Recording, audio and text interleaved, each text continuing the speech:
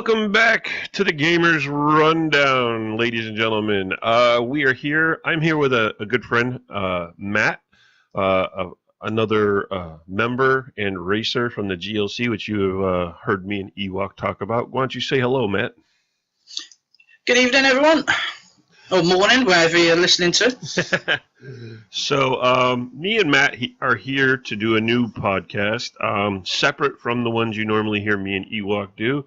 Matt's going to be here with me for this called Geek Speek because, like me, Matt is a geek when it comes to pop culture for things like Doctor Who, DC and Marvel comics and movies and all this other stuff, which, Ewok just can't be bothered with. He just doesn't understand it, that's all. Yeah, well, you should hear him right now. He sent me a message. Man, he is already snookered for Hogmanay New Year's. He's Scottish. Why am I not surprised? Yeah, I know. And if you happen to notice, Matt also does have an accent. He is also from the UK, but he's in the lower half. You're all the way down by the coast there. I am. I'm on the English Riviera. You got a lot of topless beaches over there? Only one, a nude beach. Ooh, that's more than I have. But so we're here to just basically speak all things geek and kicking things underway. And it's now after Christmas, and everybody knows what happens at Christmas. No, it's not presents. No, it's not family gathering. It's Doctor Who. It's the most important stuff. Exactly, the most important stuff at Christmas. The most important thing at Christmas is the Doctor Who special. Yeah. And of course all the big news coming out now that the Doctor is now becoming a female. Which was very, very, that had a lot of mixed reactions. Well, I've had a lot of time to think it over, and I'm going to say it now. Would Doctor Who have much media attention if they just announced another bloke doing it? No. Exactly. So I've over the last few months, ever since they've announced it, I've been angry, I've been sad. I've been like, why the fuck am I going to watch this now? And then you just come to realise, well, they got all this media attention. Mm-hmm. It's got to be good for the show. So yeah, and as to being my favorite show for, oh God, going on 40 years now. Hell, I've been watching this show longer than you've been alive. Yeah. But I have to say, unfortunately, over the past few years, Stephen Moffat, who is, of course, the showrunner, he runs the whole show, who took over for Russell T Davies, he's also been kind of controversial when it comes to the fans. It seems to be split as to whether you either like him or you hate him. That's right, yeah. So I personally, I like Stephen Moffat. I think some of the best shows in the Russell T Davies areas when he ran the show, I think the best episodes were the ones that Stephen Moffat is the one who wrote and created. So yeah, I like Moffat, and but of course he's leaving now. So now we're getting Chris. What's his name? Chris. Oh God, I can't even remember his last name. All I know is Chris. Yeah, he's the one who brought us Broadchurch, which was a phenomenal show with our favorite. Yeah, it was a good show. My favorite Doctor, number 10, David Tennant. Yeah. And of course, the new Doctor, Jodie Whittaker, is also from that show. Yeah. So, what very briefly now, if you haven't watched the Christmas episode yet, you are going to get spoilers in this. So spoiler warning. Spoiler alert. With a possible trigger warning as well. I was personally hoping to get a little bit something out of her for her introduction, other than the TARDIS being pissed off she's a female and trying to throw her out. Yeah. That's what it looked like to me. It looked like even the TARDIS got pissed. It was. Yeah. The TARDIS got triggered. Triggered. So, yeah, but I mean, she really didn't have any dialogue. She didn't say much of anything except for a few words, and then basically just got tossed out of the TARDIS. And that's where they ended the show. Very Matt Smith. I'm not one to really mind cliffhangers, especially when when a show is coming back and when to expect it. And with Doctor Who, it's stuff. What we've gone over a year at one point there without a Doctor Who. That's right, yeah. So you never know when they're gonna freaking re-release the new series. And it's just I was upset at the fact that they didn't really give her anything to justify her being the Doctor at all. Yeah, but to be honest, though, they've done that now for the last 2 regenerations. They did it with Matt Smith, and... Well, when they did it with Matt Smith, at least Peter Capaldi had some dialogue. Yeah, that's true. And Matt Smith, of course, the infamous, thinking he was a woman with his hair. Yeah. So, I mean, everybody's gotten some pretty much dialogue, I think probably the one with the least amount of dialogue was probably David Tennant, because he passed out and he was unconscious for most of the Christmas episode. Yeah, but don't forget, he took in all of that TARDIS. Yeah. Oh, what do you call it? All the memory of the TARDIS or whatever it was called. Mm-hmm. The Matrix of the TARDIS or whatever it is. Mm-hmm. So I was just a little bit disappointed in the fact that she didn't really get any dialogue to say "here I am" and to, I don't know, just I think more or less they were trying to appease the fans, say, well, for all those people who didn't like the fact that the Doctor's become a woman, look, the TARDIS doesn't like it either. So, I mean, that's going to probably be a good running joke for a while. Even the TARDIS doesn't like her. Yeah. Which, I don't know, could be a good or a bad thing. I don't know. I mean, it could be a bad thing if people are saying, look, even the TARDIS doesn't like her. So I would like to see the first episode of the TARDIS just being absolute bitchy towards her. Well, you know what's going to happen, because, of course, we've met the TARDIS before in the episode The Doctor's Wife. Yeah. So we know the well, it's a she. You know the TARDIS's feelings towards the Doctor and how she's going to feel about the Doctor becoming a woman. We're gonna have to. I hope it's going to include more of that, with the TARDIS being more of a. Yeah, because it was when that episode came out, it was actually good to see that the TARDIS actually is part of the actual show instead of just a machine that just travels everywhere. Yeah. Yeah. So I would definitely love to see more of that. Yes, I would definitely like to see that centered around the show. And, of course, now they're bringing back 2 new companions, both male and a female companions, which we saw in the introduction. So it's going to be quite a, I don't know. As long as they don't go full SJW on it, I'll be happy, to be honest. I know, yeah, please don't. I mean, we've been asking since the 80s, for a female Doctor. We figured back then it was time for it. Even the Sidney Newman who didn't really create it. That was more of a not Harmony. What the hell was her name? God, I can't believe I'm drawing. I know what you're thinking of, because the only reason why I know this because I've seen the actual documentary film of, was it the Time and Space one? Yeah, so I know who you're thinking of. I'm trying to remember her name, and here I am with a computer in front of me. Why don't I just look it up? Geez, what was her name? Doctor Who creator, right? Something ended with a Y.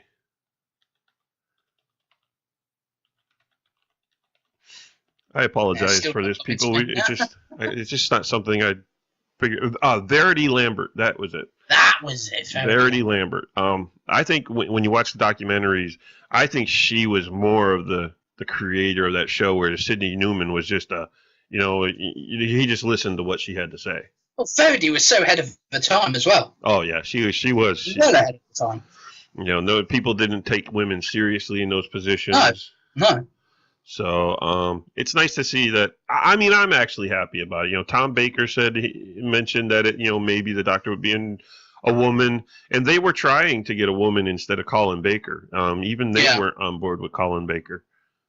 So So it's good to see that it is a doctor. I'm happy with it. I'm just hoping, like you said, they don't go full SJW and try and make it one of these political statements. Oh, if they do start to do that, to me, I ain't gonna watch any more of that series. You know. Well, I mean, just look at the Christmas episode. What they did, when they brought in David Bradley to play, of course. Which, by the way, I think he played the first Doctor really well. Yeah, he does a great job impersonating William Hartnell. Yeah. But if you notice in the episode, they were playing up the fact that he was old school and he felt women were lower. Yeah. You know, and of course, you had Peter Capaldi saying, "Please stop saying things like that. Please don't do that. Please don't say that. Please." So they've already started with that. So let's see if I'm hoping that was just meant to be a joke because he was old school. So. It was nice to see the old TARDIS back, though. Oh, it was. It really was. Yeah, I was really surprised that they actually did the actual full setup. There's a video of on YouTube on the Doctor Who YouTube page, and they showed the time lapse of it. All of it being built, and it looked fantastic. Yeah, it was and to be honest with you, when you start looking at it, and I've watched the show for a long time, and I really didn't realize how much larger they made the TARDIS when it came to the outside of the police box. But when you saw the two of them sitting there next to each other, it's like, holy shit, they really did make it much bigger. Yeah, they did. They really did. I was surprised at how much bigger it was, and of course, I've been at the 50th anniversary. For the convention they had back in 2013 I was there. I saw a bunch of the TARDISes lined up, and I really didn't notice it then. Well, they weren't really lined up side by side, but they were in different places, and I didn't even notice it then. And of course, I've been to the Doctor Who experience. May it rest in peace now that it's gone. I've been to the Doctor Who experience twice. Once for the Matt Smith, and then once for Peter Capaldi. Is that for the one in Cardiff? Is it? Yeah, over in Cardiff Bay. Yeah. Where they filmed the Torchwood. Yeah, I missed that show. Well, they keep talking rumors of bringing that one back. Keep teasing it, but yeah, but Russell T Davies, it's the way he is. It was one of the things I didn't like about him when he ran the Doctor Who. It was just so hard to get answers out of him. Yeah, it was always wait and see. I am quite upset that I know. John Barrowman has his work on Arrow, which is one of the DC shows on the CW over here. I think he's finished that now, isn't he? I think he's finished, isn't he? Well, I don't know if he's finished because they didn't kill him off or anything. They thought he did on the end of the not this season, the season just gone. No, he didn't die. Not that I remember. Because if I remember right, Thea stood on the landmine on Lian Yu. And I'm pretty sure Malcolm jumped on the mine. Yeah, but they didn't show you. They didn't show him. No, dead. they didn't show him, but yeah. And you thought he was dead when Arrow killed him in the first season too. So. Yeah, exactly. Yeah. So unless you see his body and his dead body, you can't assume that he's. Plus, you got to remember, we're dealing with time travel in these shows when it comes to Flash and the Arrow and all that in that universe. Yeah. So you never know when you're going to run across whether it be the same Malcolm or an earlier version of Malcolm. So you never know when you're going to run into John Barrowman on Arrow. Yeah, the whole Arrowverse now is just amazing for what they're doing with it at the moment. Oh, it was, and especially that new crossover. Oh my, yeah, fantastic! Absolutely fantastic. But we'll get into that in just a minute. We'll finish up Doctor Who here. But I was really disappointed that John Barrowman hasn't had any kind of interaction with the show since Russell T Davies left. And yeah. I know it really has to do with Stephen Moffat. He didn't want to use any of Russell T Davies' characters, which was kind of upsetting. But I'm hoping Chris. What's his name? I'm gonna look this up here. It's Chris. All I know is it's Chris. Yep, it's Chris, and I know he did the Broadchurch and Chibnall. That's it, Chris Chibnall. Chibnall. So Chris Chibnall is coming in, taking over, and I love this work with Broadchurch. So I'm really looking forward, and I guess he was the real push for a female doctor. He and everybody's just like, oh well, they're giving it to her because she's a female, blah blah blah blah blah. Even Stephen Moffat came out and stated that in all of the auditions for the new Doctor, Jodie Whittaker was by far the best when it came to portraying the Doctor in the audition. Oh, I didn't hear that. I did not hear that. Yeah, they said she outshined everybody when it came to portraying the Doctor. So. Okay. So from what I'm getting, that's put me at ease a little bit. Yeah, well, and it seems like she's really gonna be able to bring the Doctor the new. Well, of course, he gets a new character or new personality every time, and of course he learns about the way he is, the way he should be, the things he's done in the past as previous Doctors, and he learns from that, and hopefully, she's gonna come in, and I'm from what I hear, she's probably gonna have a little bit more of a comic relief. That would be nice, yeah. Because well, more of like Peter Capaldi was a little bit too serious for me, for my taking. See, I loved Capaldi because he really brought us back to the earlier Doctor Who's. Yeah. I haven't watched any of the early Doctor Who's. My first Doctor was Christopher Eccleston. Yeah, and he was fantastic. But yeah, I think we're going back to some more episodes, kind of like the Matt Smith genre, where you had your seriousness, but you had your comic relief also. So yeah, that'll be nice to see. As far as her outfit, the first thing I thought of when I saw that outfit, I was like, "What are we, Mork from Ork?" With those freaking rainbow suspenders. Oh my god! That's all I could think about was Mork from Ork when I saw that outfit. When for anyone who's the any UK viewers that's going to be listening to this, the outfit looks like what Bungo wears from Rainbow. Obviously, Gally wouldn't know the phrase of that, but if you're in the UK and you were born in the late 80s, early 90s, you know what Rainbow is, and you know who Bungo is, you know what he's wearing. So it's going to be interesting. But of course, now we're going to have to figure out how she's going to get that outfit, because of course they left the show with her being tossed out and falling through. That's what I'm curious about. How's she going to survive?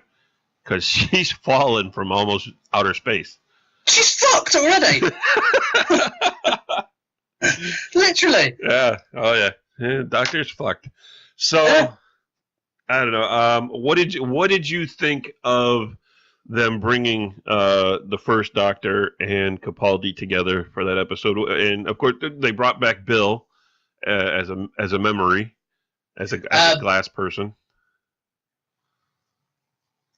At the end of the main series, Easter this year, when you saw the first Doctor with Peter Capaldi's Doctor, I geeked out. I did. I literally geeked out when I saw that. But after watching the Christmas special, I was so disappointed from the Christmas special. About what? About the whole thing. Okay, they didn't announce what the name of the planet they went to, but everybody knows that was Skaro. Yeah. That was Skaro, right? There was no references to any of Skaro. Nothing really to say, it was just pure Daleks. It was just that one Dalek that was... Rusty, Rusty the Dalek, which, by the way, is stupid. Utterly stupid. Rusty. Well, that's what the doctor called him. You might as well just call him Bob. Bob. Just call him Bob. Yeah? Jesus Christ. Well, they called him Rusty because he had a rusty exterior. That's why they called him Rusty. I know that, but it's just stupid for a Dalek. Well, he's not really a Dalek anymore because not anymore. And if you haven't watched the previous episode, of course, the Doctor and Clara and all that, they miniaturized themselves and they went inside the Dalek, and that's where they met Rusty. And the Doctor, of course, reprogrammed Rusty to be good. So now Rusty is out looking to destroy all the Daleks, and he thinks the Doctor is the worst of the Daleks and wants to kill him too. So, and then you got the main protagonist in this saying that she was called the War Doctor. No, there's only ever been one War Doctor, and that was in the 50th anniversary, and that was John Hurts. Yeah. You know, he's the War Doctor, so stop calling him the War Doctor. Oh, hold on a sec. We gotta. I get triggered. We get a little bit of a stutter there in your video, in your audio from the Skype. Oh, really? Okay, you're all set now. Oh, that's all right. You're good now. I'm all good now, Mike. Yep. Yeah. If they want to show all of the Doctors and call them the War Doctor, then call them the War Doctor, not just bring out one guy from a previous episode, call him the War Doctor, and everybody else the Doctor. Yeah. I get really antsy at small little bits of the lore of everything. Even if it's to do with DC, Marvel, Doctor Who, Star Wars, whatever. I get really picky because I know the lore inside and out. Yep. And it just ticks me off where you've got directors or whatever you call them. I can't think of it off the top of my head right now. They have the best material in the world within previous episodes or comic books or previous movies. They have the best information they could possibly have. And they still end up trying to go something different. And I will actually say that Sony is the worst offender of that. I mean, just look at what they do with the Fantastic Four. Or not Sony. Jesus Christ. Fox. 20th Century Fox. I know what you meant, yeah. But Sony's not too great with it when it comes to Spider-Man either. But Fox was the worst when it came to the Fantastic Four. I mean, look at that bullshit they gave us for that reboot. I mean, they totally ruined Doom. Doctor Doom was just totally ruined by that film. Just nah. I did think they did a better job as far as the Thing. I preferred Fantastic Four with the Silver Surfer than the reboot. That's how bad the reboot was. Yeah. And even those movies weren't that great. No. I mean, look at even X-Men: Last Stand, the third movie, that was horrible too. Oh. So, but hey, Disney, they're getting the 20th Century Fox stuff now, so Marvel is getting the Fantastic Four and the X-Men. Can I just go off topic a second? Sure. Just for a second, right? I watched a YouTube video the other day, and it's other podcast, and they were talking about Matt Groening, the maker of The Simpsons, is a time traveler. Because everything that's happening on The Simpsons seems to be happening at the moment. Oh yeah. Fox, Disney buying Fox, Trump being president. Oh my word! I'm telling you, Matt Groening is a time traveler. Oh, you never know. He really is. No, maybe he knows something the rest of us don't know. That's all. And either that or The Simpsons persuades all the rest of it to happen. Maybe. The Simpsons gives, by The Simpsons saying that Disney was buying Fox, maybe Disney watched it and went, hey, you know what? Maybe we should buy Fox. But anyway, Disney, the Lord and Saviors that they are. Yeah, they're finally bringing them home to Marvel. So we're going to move off of Doctor Who now because we pretty much said what we had to say, which I'm happy with what we got. I wish there could have been a little bit more, but we're going to leave it there. On to all the Marvel, Disney, and all this stuff. It was just fantastic news to hear that Disney was getting the Fox Entertainment stuff. Now, Fox is going to retain their sports and news. So, people are thinking, oh, well, now Disney's going to have Fox News and, making jokes. Is it still going to be fake news and all this other shit? Well, no, Disney is not taking over Fox News. Fox News is No. going to stay with Fox. All we're getting is television and movie entertainment and some other things mixed in. So, and a lot of people are starting to get, and I don't understand how they got this, but they're starting to getting upset about going, well, what's this going to do for Deadpool? Well, they've already sorted that out. Deadpool's got to stay rated R. That's already been sorted. Yeah, exactly. But when this all started, they were questioning this, like, well, why are you even questioning that? It's Disney. You know, they're going to make it PG-13, or they're going to. Does anybody realize how many companies that Disney owns? Yeah. Disney has been making rated R films for decades. For years. I mean, look at Touchstone.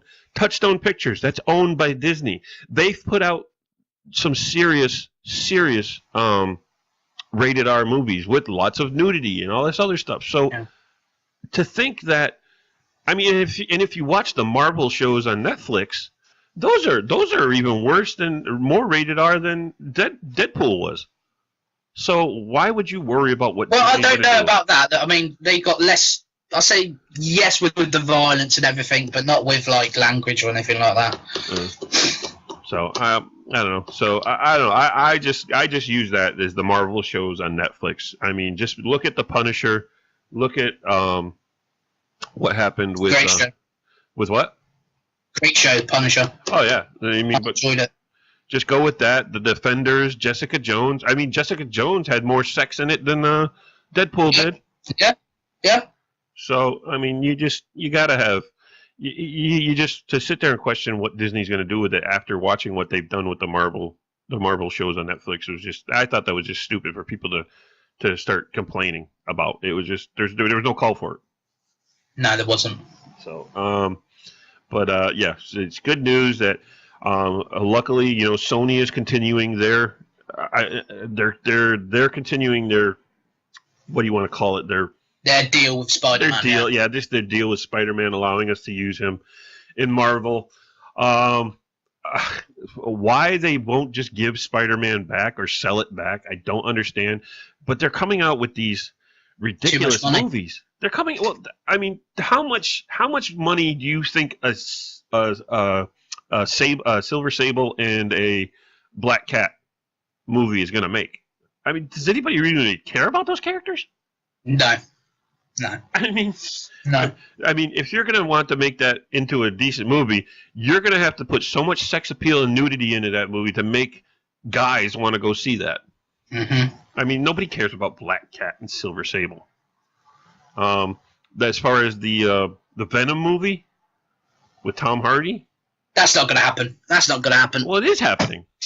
I think that will get cancelled. I don't think that will happen. I don't know. They've been moving a lot. They've been talking about the story about it now. That there's a lot of feelings that they're going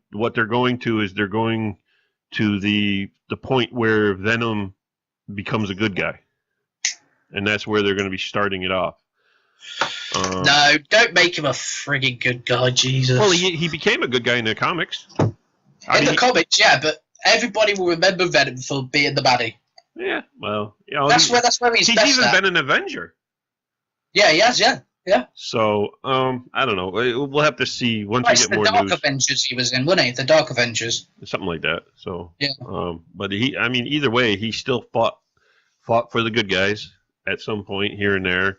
Carnage is the real baddie, so I'm wondering if they're going to use this movie to introduce Carnage.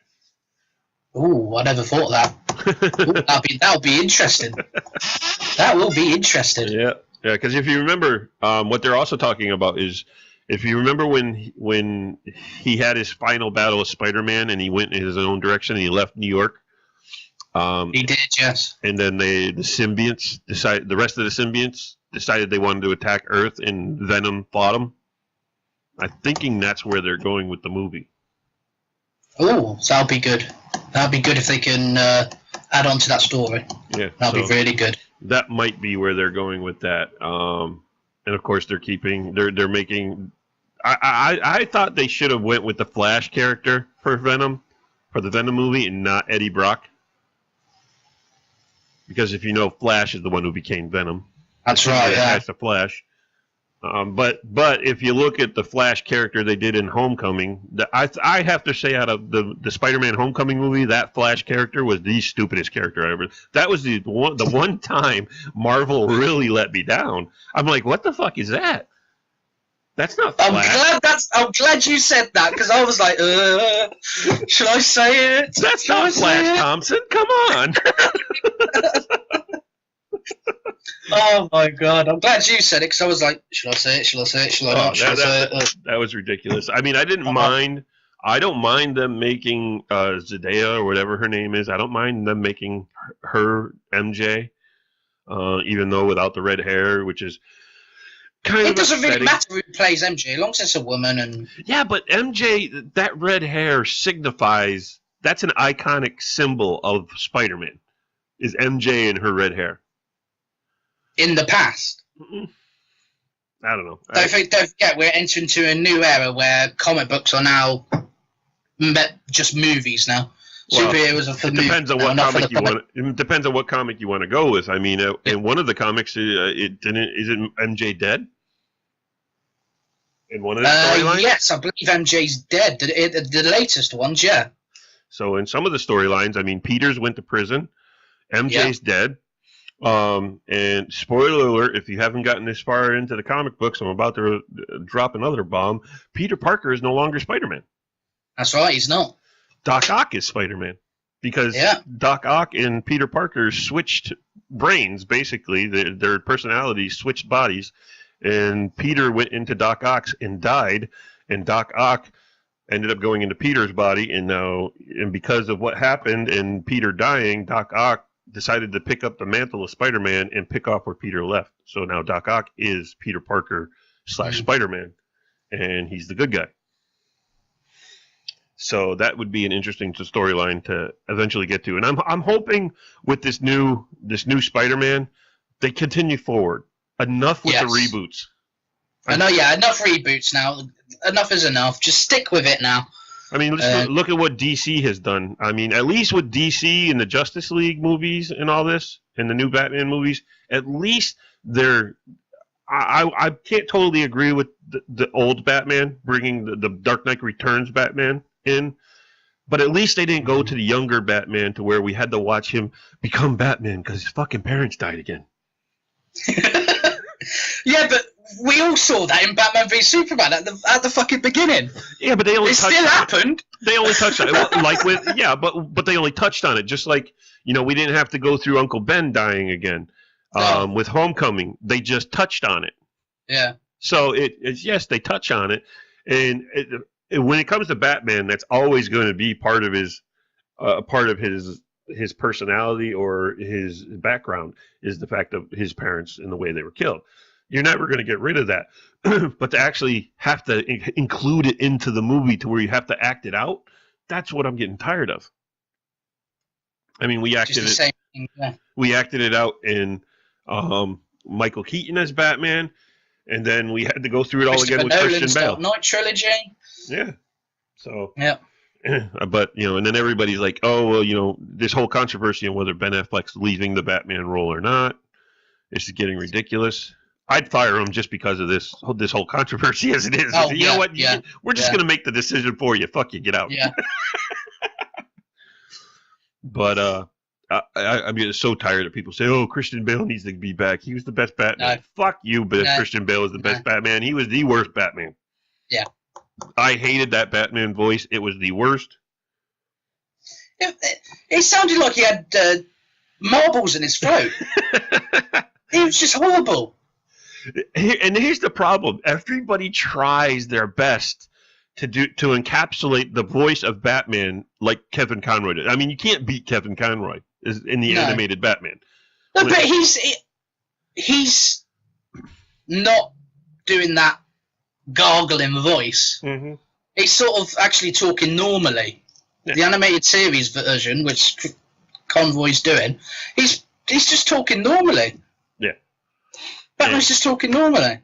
So, It's just, I mean, in your opinion, looking back at all the history of Batman, who do you think was the best Batman? For me, it'd be Michael Keaton. Yes, exactly. For Thank me. you. Michael For Keaton. me. And everybody thought he was completely the wrong person for that character.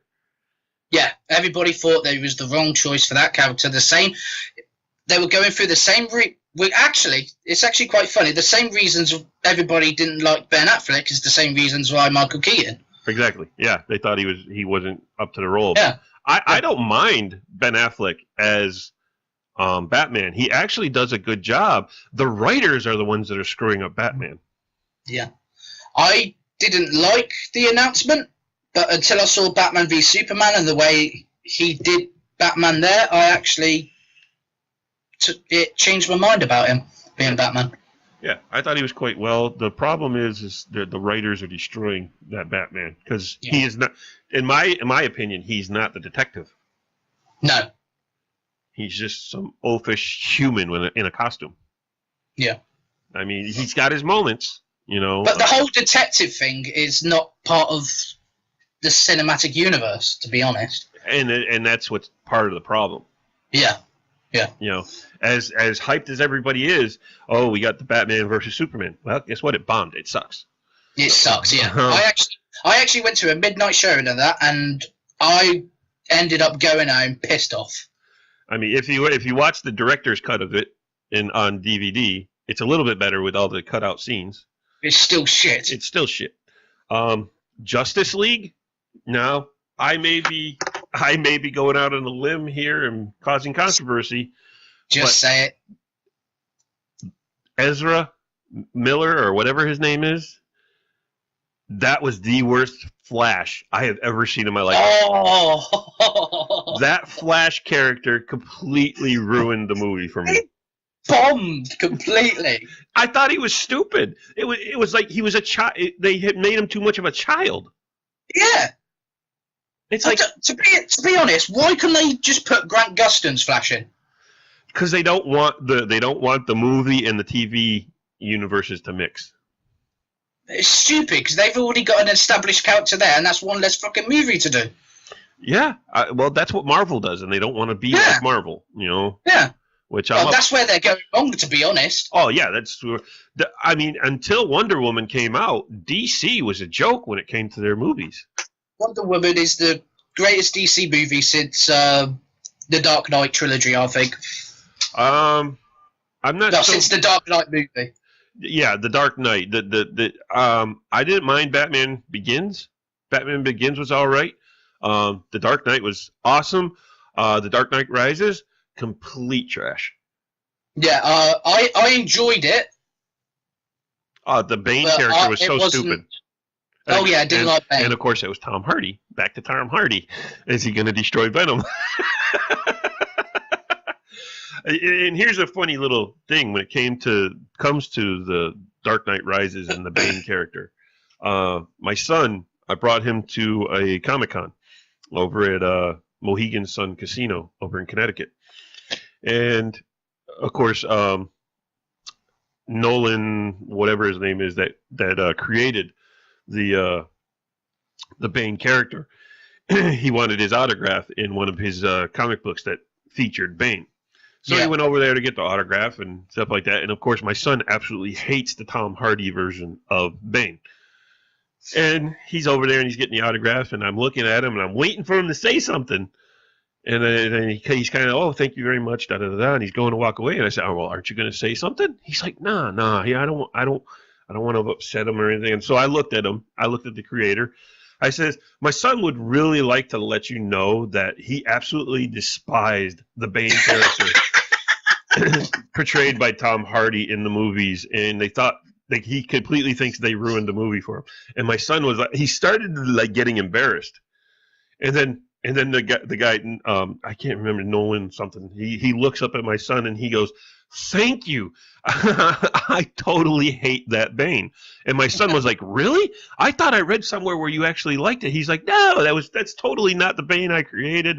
So then him and my son started having a conversation about how much they hated that Bane. And after the conversation, he was like, "Thanks for saying that, Dad. It makes me feel a lot better to know that he didn't like it either." But yeah, that was a completely horrible Bane character. But I mean, I don't know. I think the Dark Knight Rises was a horrible end to that trilogy. It was, yeah. So again, DC is really, they're really in trouble when it comes to their movies. You see their list of schedules of movies they want to release? It's stupid. At least Marvel has got all these phases, and they've got all of these movies coming out, and it's going to be all tied into a big finish.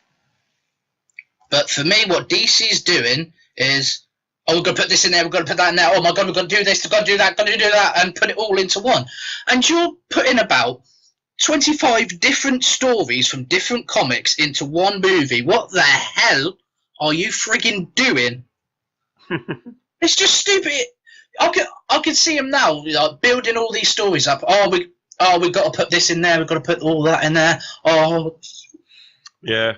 And they're thinking they're pleasing us comic book, all us geeks, right? Mm-hmm. But really, they're just ruining the experience for us. Where you got Marvel, who's actually willing to take the time to actually look at the information that they've got, all the best details they could possibly have. Marvel has to create new storylines for their stuff because they're not even allowed to use the important characters for the story they're telling. That's right. They've got to do completely whole brand new ones, and they're doing it so well. So if anybody's out there who doesn't really know the comic book lore that well, when it comes to battling Thanos, the X-Men and they had a very important role in that battle in the Infinity War. And of course, the way it is, the Disney or Marvel is not allowed to use the X-Men characters. So they had to completely go a different direction with the characters. And that's why Guardians of the Galaxy are now involved. So I think Marvel understands what they're doing.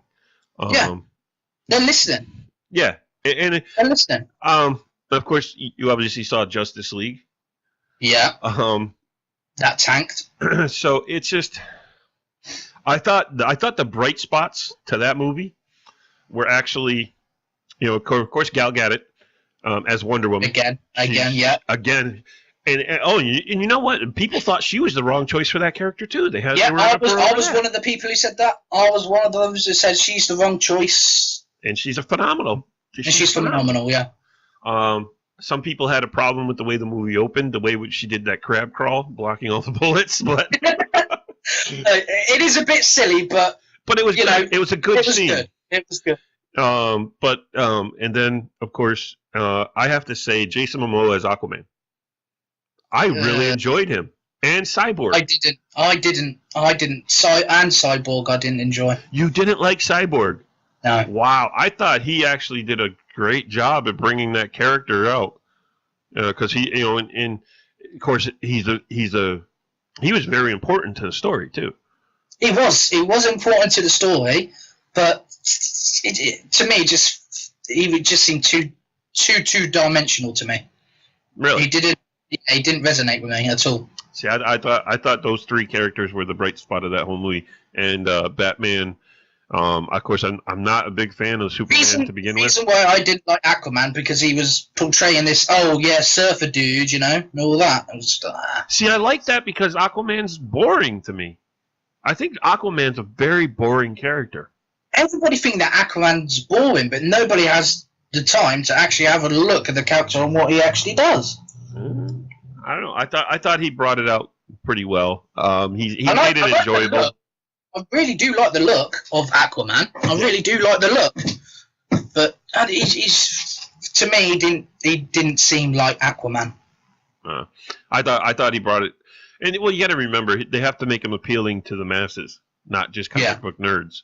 So for that aspect, I thought they made him into a very likable character. Ray, what's his name, who does Cyborg? Like I said, I was very pleasantly surprised on how well I liked his his portrayal of Cyborg, especially with the whole not wanting to be in public, trying to stay out of the people's views, and the way he was keeping track of the Batman and Wonder Woman looking for him, the way he was able to stay in the shadows. I really enjoyed it. What my main problem with the Cyborg character is I was hoping more of the sleek look that they ended up with in the end of the movie, where he transformed his armor into. Oh yeah, I did like the look of his armor at the end, but yeah, I think they should have had that more. It was just too much CGI for me, though. Too much CGI. Well, for that character, really, you got no choice unless you want to look like he's in some stupid outfit. Yeah, but you can easily add a few bits and pieces where CGI would be the worst. So, speaking of CGI, what did you think of the CGI for Superman's face?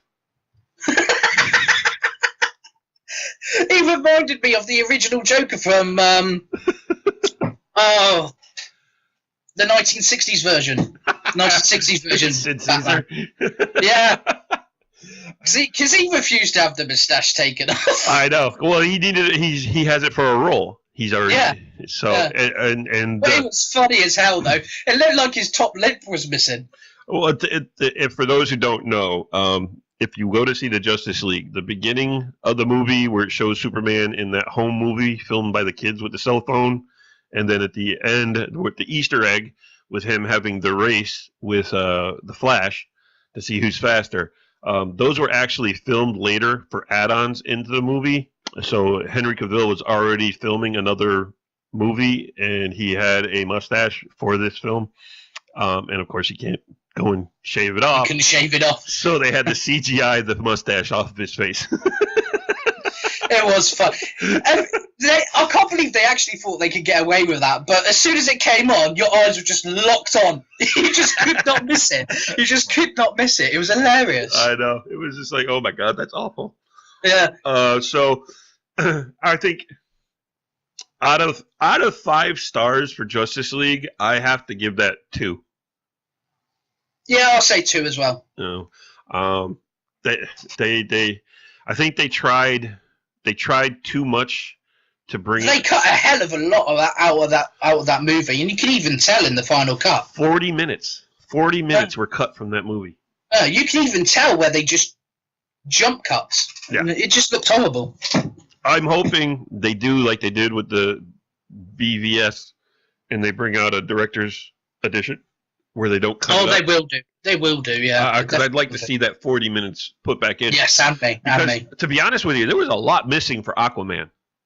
It was just like boom, boom, boom. All of a sudden, he's there. It's like you really missed the development of Aquaman. Maybe that's probably where I didn't like him. Maybe. Maybe if I watch that extra 40 minutes, I'll probably change my mind about him. Well, you also got to remember with the Jason Momoa's Aquaman, you got to remember he's the outcast. He is not the king of Atlantis. He's the outcast because he's half human. Is a bit silly. Yeah. So, and of course, you met his future wife, Mira. Yeah. And she's the one. And there's the main part when it came to Steppenwolf coming for the mother box in Atlantis. Oh my God. What the hell was up with that? I mean, you go and see all the Amazons fighting on Thessia to protect the mother box. Yeah. Then you go into Atlantis, they had 2 mermen. 2 people! 2! And then, of course, Mira joined in the battle, and then Aquaman showed up. Or as he's known in the movie as Arthur Curry. He's not really known as Aquaman. So, of course, he shows up and he helps drive away Steppenwolf, but, of course, Steppenwolf still leaves with the mother box. But then that's when Mira tells him... What did you think of Steppenwolf? A lot of people don't like him. I didn't mind the character because I'm thinking they're building him up to bring in Darkseid. And, of course, Steppenwolf is who you need because he's the Darkseid minion. That's right, yeah. With the mother boxes and so forth. So I think they're building they're doing an Avengers type thing, and they're building up to Darkseid as the main battle when it comes to the finale of that series. Do you think that instead of having Doomsday and Batman v Superman, Steppenwolf in there instead, and then put Doomsday in Justice League? Well, I don't know. I wasn't too big on the Doomsday character to begin with. No, I sure as hell wasn't. He looked like the retarded cousin of a Ninja Turtle. Yeah, I mean, I thought it was stupid to make, we're going to turn General Zod into Doomsday, and that was just poorly thought out. And then, of course, here's my other big problem when it comes to the whole death of Superman and then bringing him back in the Justice League. Okay, you had Superman's dead, Clark's dead. All of a sudden, at the end of Justice League, Superman's back and Clark is back. Nobody fucking puts that together. Yeah, spoiler warning. Spoiler warning. Well, everybody knows Superman's coming back. I mean, if you didn't know that from the commercials or any of the other bullshit, you can't have Justice League without Superman. Nobody thought he was dead. If you thought he was dead, then I don't know what to tell you. But what's the point putting that storyline in Batman v Superman where you got? Well, here's one of the things I think Joss Whedon, of course they brought Joss Whedon in to do the film. Yeah. Well, only towards the end because Zack Snyder was ill or something like that. Something like that, yeah. So they brought him in to finish up the movie, and of course at that point it was already too far gone for Joss Whedon. Of course, if Joss Whedon had been able to create the movie from scratch to finish, we probably would have ended up with something a lot better. Yeah. Because I don't know, Joss Whedon is just. He's awesome when it comes to these things. But the way he had Superman or Clark when he flew off with Lois, I did like the joke that they had with Batman and the whole, he grabbed him and he's like, does the world need you? Do you even? That's right, yeah. Do you bleed? That was a good line, yeah. And then he threw him to the side, and then Batman or Ben Affleck, he's sitting there going, Yep, something's bleeding. I did enjoy that. That was pretty funny. I like the part where Aquaman and Wonder Woman was holding back Clark, and you see the Flash running around behind him, and you just see slow motion Superman just turning his head. Yep. I thought that looked brilliant. I really did. Yeah, that was a good scene with the fight scene. But then of course you saw Clark. He brought Lois to the which I never agreed with the whole Lois and Clark knowing he's Superman as fast as they did in the Man vs. Steel or the Man of Steel, excuse me. I didn't like that whole relationship to begin with, but he brings her back to the farmhouse, and then he looks at her, and that's when he says, "I was the idiot who left, but I'm going to fix that." I think that was really there. That was put in by Joss Whedon. Yeah, that was, yeah. Because you can easily tell. You can easily tell that it was put in there. Yeah, and it's a direct nod at the fact that we fucked up with Batman versus Superman and me dying. Yeah. Well, that was fucked up. So they're at least acknowledging that was stupid. But like I said, they're bringing them back like Clark and Superman were never gone. It's like, well, how can you just bring Clark back to life? Everybody knew Clark died. Yeah. You can't bring Superman back and have him just go back to being Clark. No, you can't. Totally fucked up. So, of course, we never did get to see that scene that they kept showing in the movies where you had Alfred turn around and saying, "Oh, he said you'd show up." Yeah. Never got that. That was missing. That was missing. I was upset that the Green Lantern Corps only got that one tiny scene for battling with the Titans and the Amazonians in the first battle with Steppenwolf. Yeah. I was upset because then you saw one of the Green Lantern Corps die and his ring flew off. And then that's the last you hear. That's the last you saw of the Green Lantern Corps. Yeah. So, I mean, there's so much more that could have been done with that movie and should have been done with that movie that it's just... It was just a rush job. You can tell it was a rush job. Why? I don't understand why a studio like Warner Brothers thinks that it needs to be under 2 hours. For the amount of money I'm paying for a freaking movie and refreshments at the freaking snack bar nowadays, okay? Yeah. If I got to be there for 2.5 hours, I'm fine with that. Yeah, I'll be happy with that. It's not like I'm paying $2 to go see a movie anymore. No. Of course, that's what I paid when I was a kid. We'd pay $2 and we'd go see a movie. I mean, now you got to take out a small mortgage loan just to freaking bring your family to the movies for the Exactly. night. I know, it's like, oh, okay, I'm going to take a girl out on a date. We're going to go have dinner and a movie. I hope you got $100. Because guess what? It ain't cheap. You know? Yeah. So that was always the thing. You know, you'd go on a date, you'd go to a movie. Well, it's too expensive to go to a movie on a date anymore. So it's just aggravating as all hell for what they think that it should be done for these movies. And it's like, you know, you had this story, and I'm going to be pissed. I am totally going to be pissed if they do release the DVD or Blu-ray, whatever, and they add in the 40 missing minutes, and it turns out to be a much better movie. I'm going to be pissed going, so you made me pay to watch the first crap, and then I have to buy the DVD to watch the real movie. Oh, you do know that's got to happen. That's exactly what's going to happen. Mm-hmm. I tell you what, that the woman who directed the Wonder Woman movie, she totally deserves the fact that she's getting a bump in pay to do Wonder Woman 2. Oh, fuck yeah. That was a absolutely fantastic movie. It's one of the most enjoyable super movies I've ever watched. Patty Jenkins. That's who it. Patty Jenkins, who did the Wonder Woman. She totally deserves this bump in pay she's going to get and be the most highest paid female director. She deserves it. Yeah, she does. Yeah, she's the only one to actually make a good DC movie. And to be honest, Gal Gadot as well deserves it as well. Yeah, Gal Gadot deserves everything she gets. Because she has really brought that character to life. She blew my mind the way she played Diana. Fantastic. Yeah.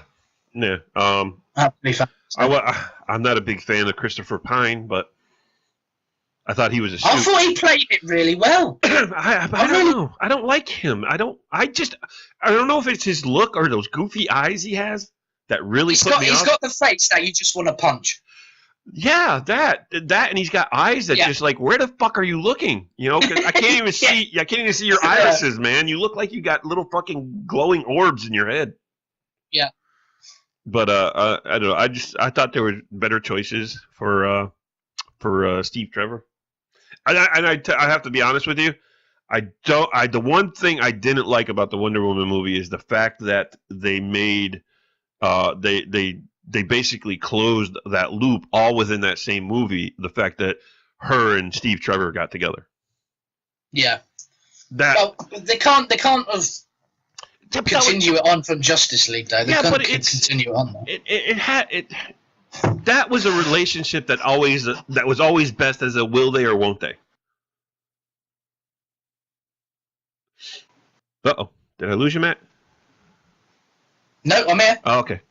Hello? Yeah, I can hear you. Yeah. you kind of like froze there for a sec.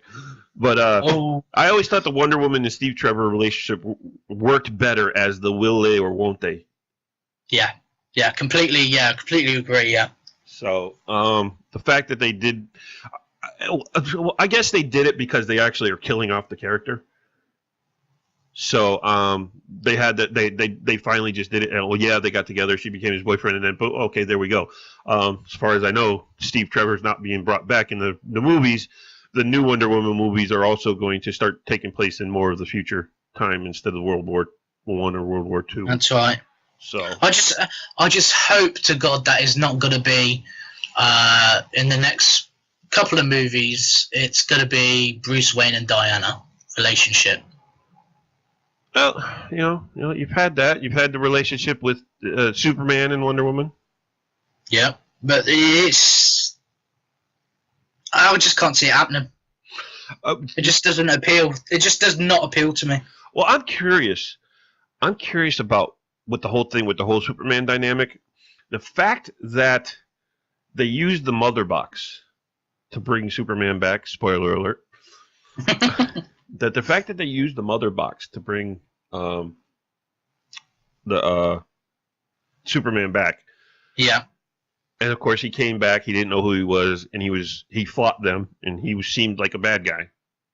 I'm curious if they're gonna go in that direction, to where Superman's going to turn bad, and the fears and the dreams that Batman was having in Batman versus Superman are going to come true.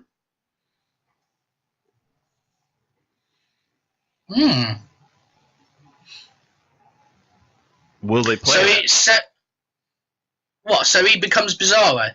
Not that he becomes Bizarro, but if you remember the dreams he was having in Batman versus Superman, where he figured Superman was going to take over the Earth. When the Flash comes in and says, "Oh, too early." Yes. Yeah. So and he says, and of course Batman gets chained up, and so of course, Superman's ruler of the world, pretty much like the Injustice the video games, where Superman has taken over control of the world. I'm curious if they're going to kind of head in that direction. Because if they're going to go with that direction, I think they'll go with Bizarro. I don't think they'll actually make Superman go evil. I think it'll be Bizarro. Well, here's another thing. Because the way they fuck up these movies, are they going to make him go bad? Are they going to find a way to split Superman's personalities and create Bizarro by making Superman split into two different characters, and that's what's going to create Bizarro, and then Superman's going to come back to himself. Yeah, but what they didn't show in Justice League was what was the remnants of that birthing pool in that ship. Yeah, I think Bizarro might come out of that. He might, yeah, could. So there's so many possibilities. As far as I mean, I did enjoy myself watching the Justice League. There was, like I said, it's just the Flash really, he ruined it for me. Yeah, he had some good jokes, but as far as the character goes, the character sucks. Completely sucks. Yeah, completely trash. Complete trash. I don't like the fact that they're making him a bumbling teenager type character. Yeah, he had some good jokes. I mean, I did laugh when they were talking to Commissioner Gordon, and then all of a sudden everybody else was gone. He was like, "Oh, wow, they really disappear like that, huh?" And then he took off. Yeah. That was humorous, and that fits well. But the rest of his character is just he's a bumbling teenager, and then of course, you got to remember the things I'm afraid. I'm afraid of this. I'm afraid of that. I'm afraid of this. I'm afraid of that. It's like, oh, come on. You're the fucking Flash. You're not supposed to be afraid of all this stuff. Yeah. I'm afraid of spiders. I'm afraid of this. Oh God. So yeah, I wasn't too happy with that. I love the little Easter egg towards the end of the movie with the race between Superman and Flash. I thought that was brilliant. Yeah, and of course, everybody says that if you really take Flash character, there's really nobody more powerful than him. I'll say Superman will probably be more powerful. Superman doesn't fly fast enough or run fast enough to go back to travel through time. That's true. That is true. Just imagine the force. As hard as Superman can punch, imagine the force, or you don't even have to imagine, but with as fast as Barry Allen can actually run as the Flash, the amount of force created from one of his punches when he punches after running at supersonic speeds. Yeah. That's more power than Superman can produce. And then when things are not like you want, of course he fucks it up with just look at the Flashpoint. But Flash can just fuck with time all he wants. Yeah, but that was the whole point of the Flashpoint. Yeah, but doesn't. Yeah, so it's not a good idea. Doesn't mean you can't do it. No, exactly. I mean, look at the TV show. How many times have you fucked with time? Oh, yeah. So, I don't know. If you're the thing I've always noticed, and it comes from Smallville. I don't know if you ever watched Smallville. Oh yeah. I've actually got all of them on DVD, all seasons, all 10 seasons. I will give you DC is the best for comic book TV shows. Yes, 100%. Yeah. Marvel is much better when it comes to actually making movies. Yeah. Completely agree. Yeah. I mean, I like Agents of S.H.I.E.L.D., but at times that gets. Yeah. I think that's got cancelled now, isn't it? It's on the chopping block. It hasn't been canceled as far as I know. It hasn't been cancelled yet. They're talking about it might be its last season. But I like Agent Carter though. I don't know why they cancelled that. I actually enjoyed that. So did I. And the way they left it was a remnant of a Fox television show. Yeah. The way they I really enjoyed it. I really enjoyed it. Yeah, I don't know. It's just so all these shows, now you got the Inhumans, which I'm having trouble getting into the Inhumans. I haven't watched it yet. You haven't watched it? I'm having trouble getting into it. That and The Gifted. I'm having trouble getting into them. That's only on Hulu though, isn't it? The Gifted? The Gifted, no, that's on Fox. So Fox, is it? Yeah. Ah, right. I'll have to track that down then. I mean, you can watch it on Hulu, but it's on Fox. Yeah. It airs on Fox, and I don't know. I'm having trouble getting into them. Because of course the Gifted show is all about the fact that the X-Men are gone. And then they're hunting down all the. So which one is it that's the Hulu exclusive then? The Hulu exclusive. Oh, I know which one I think you're talking about. Let me see here. Marvel. Hulu. Because over in the UK we don't get Hulu, so we're missing out on it. So. Oh, The Runaways. That's it, The Runaways. Yeah, which The Runaways was actually a pretty good comic series. So I don't know. I never read them, so my lore into The Runaways is next to none. So. Yeah, I don't have very big knowledge of The Runaways myself. But yeah, that one's coming to Hulu, and of course, the only Marvel shows that actually are fantastic are the ones on Netflix. Oh yeah, well, the one that I didn't like was Iron Fist. I didn't enjoy it. Yeah, I had trouble with that one too because I didn't like the character. I watched all of them, but it was painful to watch. Yeah, it was. It was painful to watch his attitude. Yeah. He had they gave him a horrible attitude as Danny, and it's just it took way too long to get to the point. And I mean, even at the end of the show, we still weren't at the point of him being Iron Fist. No, exactly. Yeah, so, he's still not Iron Fist. Yeah, well, he is the Iron Fist. He's just not the Iron Fist we all know. Yeah. So, and then when, of course, they brought him into the Defenders. It was like which was funny because they did Iron Fist and then went right into the Defenders, which then of course he's back. The Danny character is back as the Iron Fist, and it was still more of the same. You've got an attitude. You've got a chip on your shoulder. What the fuck? He thinks he's always right. It's like you're an annoying character. So yeah, I'm looking forward. Finally, we're getting a second season of Jessica Jones. Finally! I've been waiting for that. I don't know how many times I could watch season 1 again, but. Luke Cage eventually sometime will get another season. Both of them did well when it came to the Defenders. So yeah, they did. And of course, the way the Defenders was left with Daredevil, we got to be curious what's going to happen with the new series of Daredevil. That I heard that won't be coming back until 2019. Well, it probably won't because they got to establish everything else. Yeah. Because you still got to bring Jessica Jones out again. Because we already had 2 seasons. Yeah, 2 seasons of Daredevil. 2 seasons of Daredevil. Yeah. So we're still only getting into the second season of Jessica Jones. That's right. So we got to have another season of Jessica Jones, Luke Cage, maybe Iron Fist again. I don't know. I don't even know if Iron Fist will get renewed. They may just keep him for the Defenders. Yeah, I don't think they'll renew him because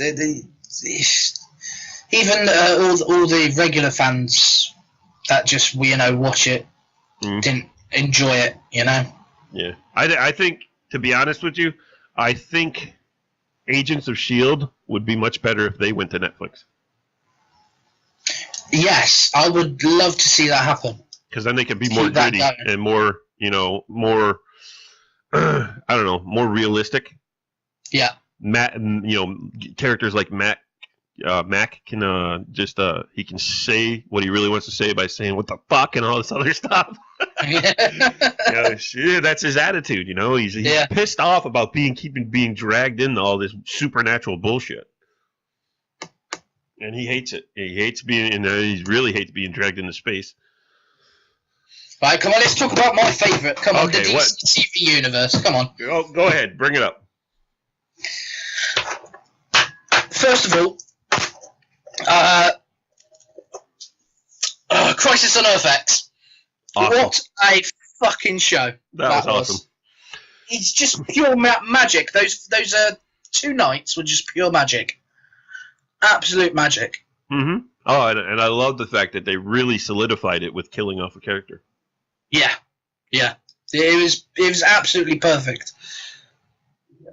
The only downside I will probably put in is where the fuck did Oliver Queen get kryptonite? Where on earth did he get kryptonite? I don't know. That's the only downside I can probably put down. Well, you gotta remember, Oliver Queen, he is the television version of Batman. Yes, he is. He did right down to the attitude. He is the television version of Batman. And the reason the reason they really went that way is because they're not allowed to make a Batman television show. So they really incorporated the whole Arrow into being half Arrow, half Batman. The Arrow series currently at the moment, the new one, I think it's a bit bland at the moment. I'm not 100% enjoying it. I'm still watching it. The new one. The new series. Yeah, the new one of Arrow. I don't know. I thought they left that at a pretty good cliffhanger. I'm enjoying the Flash with. Yeah, don't bang your lighter, please. Yeah, sorry. Flash is good. I can't even remember his name now. Who? Grant Gustafson? No, not Grant Gustafson. The character, the wheelchair. Oh, the Thinker? That's it, the Thinker. Yeah, I'm really enjoying him. I think he's portraying that character really well. I gotta ask. Killer Frost. I have to ask you being in the UK, what episode have you been able to watch up to? I've been getting internet feeds of American television, so I'm up to date. Completely up to date. Okay. So.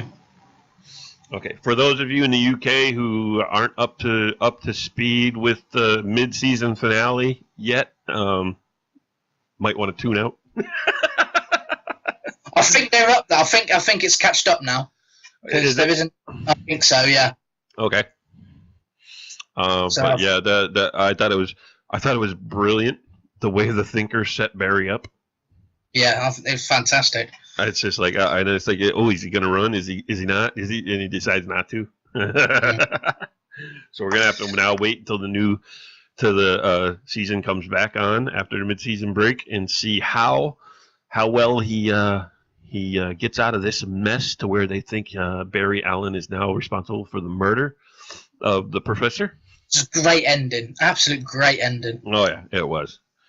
Just like Arrow, I thought Arrow was really great. How to where all of a sudden you noticed where Vigilante, which kind of the Vigilante character in Arrow really pisses me off because Vigilante is actually what's his name who played Prometheus. Oh yeah. Chase. The attorney. No, I was about to say Sebastian Blood, but it wasn't. No, it was Chase. Adrian Chase. That's it, yeah. Adrian Chase is actually the Vigilante in the real storylines. In the real storylines, yeah. So to have, and of course, with the way they do all these shows, these storylines are completely out of whack now because you have Black Canary, which is Dinah, what's her name? It's not actually Laurel. No. But so to have her ex-boyfriend come back as Vigilante. But then to find out that they're all working together between Laurel, Vigilante, and the guy, the computer expert there, the guy from the one of the other shows there, that they helped that Felicity helped break out of prison. To find out that they're all actually working together to really drive a wedge into the Arrow team. I thought that was a really good ending, and just to see the whole team. That really was a good ending, but it took a long time to build to that, and that's what I didn't enjoy. I did not see Wild Dog being the one as the rat. No, I'm actually surprised about that. That actually caught me off guard. Surprised. Yeah, it did me as well. I was starting to think it was Thea. I did as well. I did. I did, yeah. So I was really shocked when he said it was me, and I was like, "Wow, what Wild Dog?" But then, of course, you figure, oh well, it's because they threatened him with taking his daughter away forever, and da da da. Yeah, it makes sense. Yeah, complete sense. So I mean, just to see that Wedge drove into the team, and they all just say, screw you, we're out of here, and watch Curtis even walk away from it all, which I think it was pretty. I wasn't too happy the fact that they brought in the whole Curtis missing Paul again. Yeah, it's getting a bit ridiculous now. So it's like, I don't know, he's like pining over his ex-husband. It's like, we've already got one pining character in bloody Oliver Queen. We don't need another one. But you were right. The whole Crisis on Earth X was fantastic. What do you think of Leo Snarl coming back onto Legends? Oh my God, he's annoying. Oh my God, he's annoying. I think he's hilarious. I really do. He's annoying. But he's that funny annoying. Oh, I think it's gonna be fantastic, especially the way he's gonna drive Mick. Actually, he's gonna drive Mick nuts. He's like, why would you kill? Like in the show when he was like, oh, you can't kill cops. Cops are good guys. He's like, what? Yeah. He's gonna drive Mick bonkers. I was sitting on the Brave Ride on the halfway season finale, and he's there with a bloody puppet. Bloody puppet of Stein in his arm. Oh my God! But you have to agree with it, because it's going to be a good change, because we no longer have Stein in the picture, because Stein died, who is half of Firestorm. Which now we're going to have Firestorm. So, we'll see. I don't know. Is this going to bring Ronnie back? Will we get Ronnie back? No, I think what's going to happen is they're going to bring in the younger Stein in. Maybe. I don't know. We'll have to see what happens with that. I mean, they may find a way just to have Firestorm be himself. Yeah. So, you never know. They're brilliant people on that show. They're smarter than actual real humans. They can create all this stuff that you can't actually create. Yeah. But they so when you're getting rid of Stein, you're getting rid of that whole Stein and Mick camaraderie that they have, to where Stein is frustrated with Mick's stupidity. and Mick just likes fucking with Stein, just pretending he's more stupid than he actually is. Yeah, but Mick's just a perfect character. Oh yeah, he is. He is fantastic. So now now that you're getting rid of the Stein mix out of it, you have to bring in the Snart character, and of course change him up to where now he's going to drive Mick nuts. It just fits in so brilliant as well.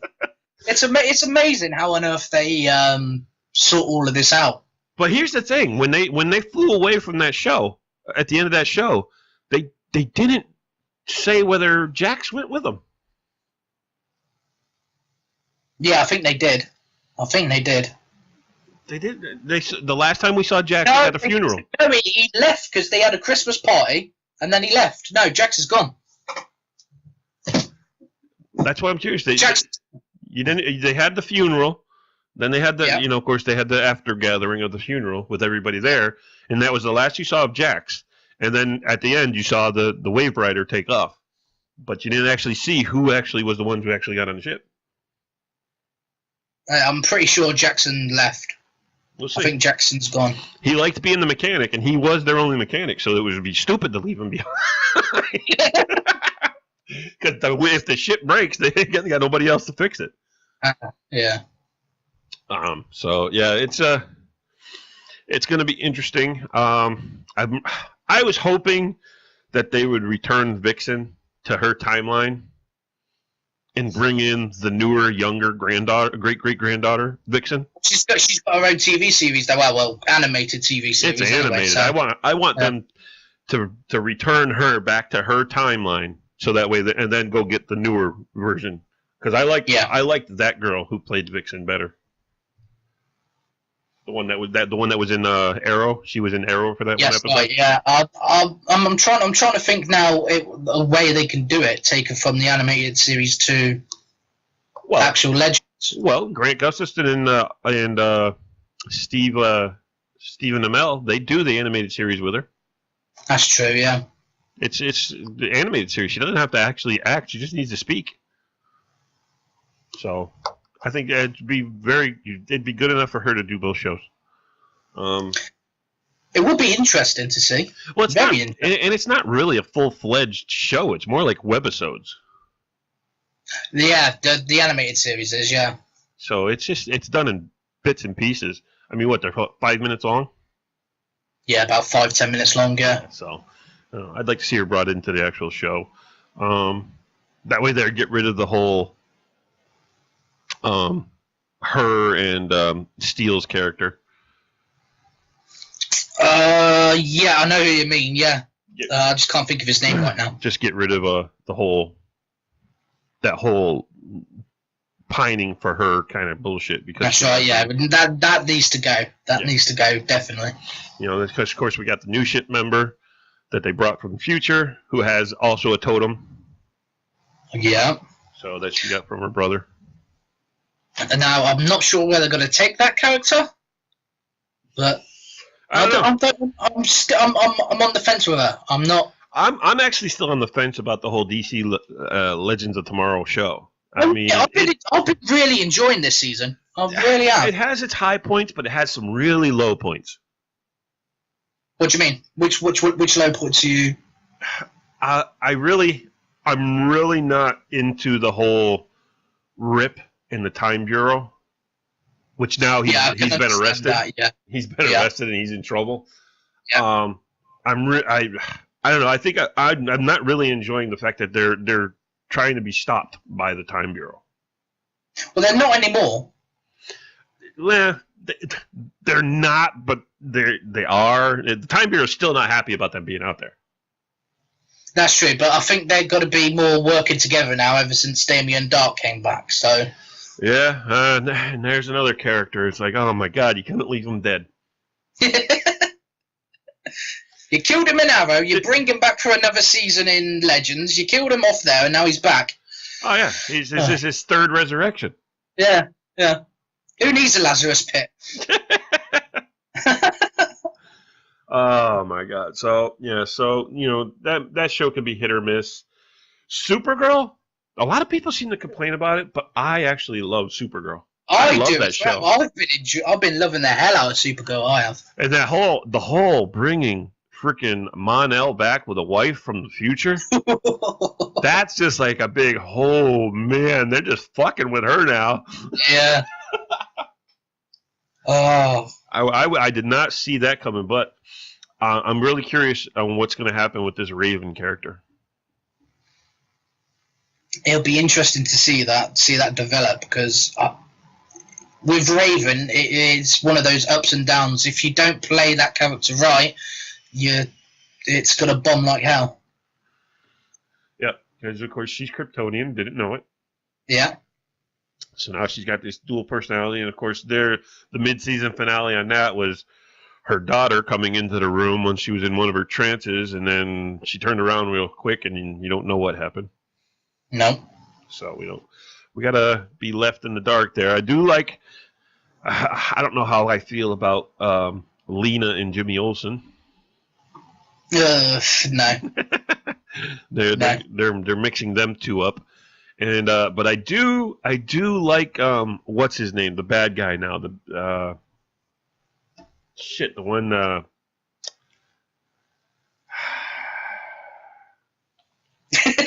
Yeah, I'm typing away here. The one that is always fighting with Lena, the businessman there, the business tycoon. Jim. No, I know what you mean.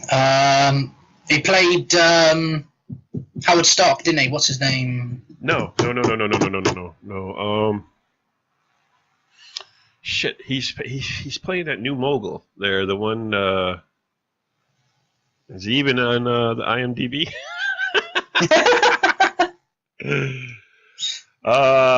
Shit. You'd think we don't know what the fuck we're doing in this thing, you know? I know. I know. We're supposed to be knowledgeable about these bloody things, but we just enjoy the show. We don't learn everything there is to learn about our characters. Odette, it's not like we actually read the comic books or anything. Yeah, we got Odette Annabelle, who is new to the show this season, playing Samantha / Raven. Yeah. Which, like I said, of course, she gave up control of Lexicor. Lena gave her control of Lexicor while she went to run Catco, which she bought. I'm just trying to find out the. I don't even know if he's in this. I know who you're thinking of, but I can't think of his name. I don't even know if it doesn't even look like he's listed on the IMDb, which is strange because he's one of the major protagonists now. He is, yeah. What the hell is this character's name? He was on Heroes. He played the older brother on Heroes.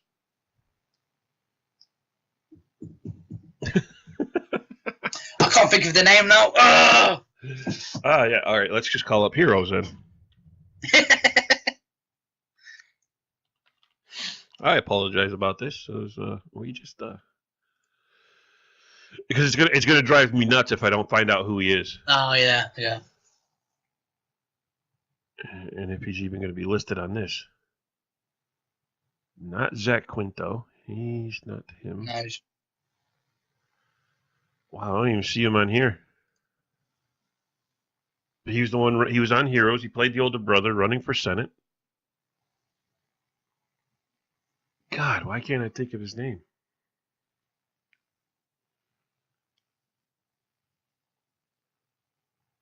I can't. Let's have a look. I have a look myself. Look, shall we? Oh, I feel so stupid right now. Just because I can't think of his character, and I can't even find him on IMDb. That's the really fucked up part. He is just not in here. No. Huh. That is just weird. No, I can't find him either now. Yeah. It's like he doesn't actually exist. No. I know exactly who you mean. And I know some people who are listening to this are probably sitting there going... Probably screaming down the bloody television. Such and such, you dipshit. Yeah, leave a comment down below and tell us. Oh, I'm sorry. Her name is Rain, not Raven. Completely. That was a... No, it's Raven. No, it's Rain. I'm looking at it right now. It's Rain. Because she's going to rain down justice. Remember? Her name's Rain. Raven's a different character from the Teen Titans. Maybe that's why I got confused. But, yeah, it's Rain, not Raven. And, yeah, I can't even... She's not even on this. I mean, he's not even on this. Look at the Well, leave a comment down below. Tell us what it is, because this is going to bug us now for the rest of the week. Yeah, it's going to kill me that I don't know who this guy is.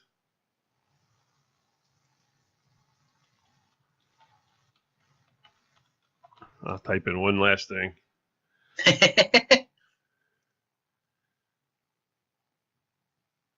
Yeah, he's not. I mean, even if you type in the cast, he's not in this thing at all. His character is totally left out of everything. Maybe there's something big gonna happen with him. Maybe. I don't know. I mean, he's been a big part of the whole season 3. That's right. Yeah, he has. He's building up to something. So maybe that's why they're keeping him off. I mean, he's the one who started the whole. It's Supergirl's fault that the kids are getting sick because she released that lead, and yeah. I can't believe I can't find out who he is. And something's got to happen then. If they're keeping him quiet, something's got to happen. Yeah, but just to not even have him listed on or with a picture or anything on IMDb is just strange in itself. Maybe he's been pulled for some reason. No. Maybe he just really likes his privacy. Maybe. Because in season 1 and 2, you had Maxwell Lord, which was played by Peter Fasinelli. That's right. Yeah. Who used to be married to Tiffany Amber Thiessen from Saved by the Bell. Yeah, another good show from the 90s. Let's see, Chris Vance. Well, he played Non. And then this is the thing is, I'm already down to Non characters that have been killed off of the show, and he's still not on it. Well, he hasn't really been killed off. No. Well, Non? No, not none. The actual. Well, that's just it. I'm down in the characters about. who aren't even on the show anymore, and I still haven't seen his picture. Mm. He plays Superman. He played Zor-El.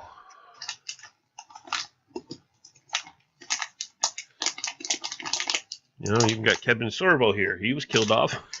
Yeah, he was killed off. Sorbo was. That was in season 1. There he is, Adrian Pasdar. Pasdar. Yeah. There we are. Holy shit! And he was born in Pittsfield, Massachusetts. That's like 40 minutes away from me. I did not know he's from here. Yeah, he's right. He's from here. Yeah. But yeah, he plays Morgan Edge. Morgan Edge. That was it. Yep. Edge Industries, wasn't it? Yep. So, thank you for making my insanity go away.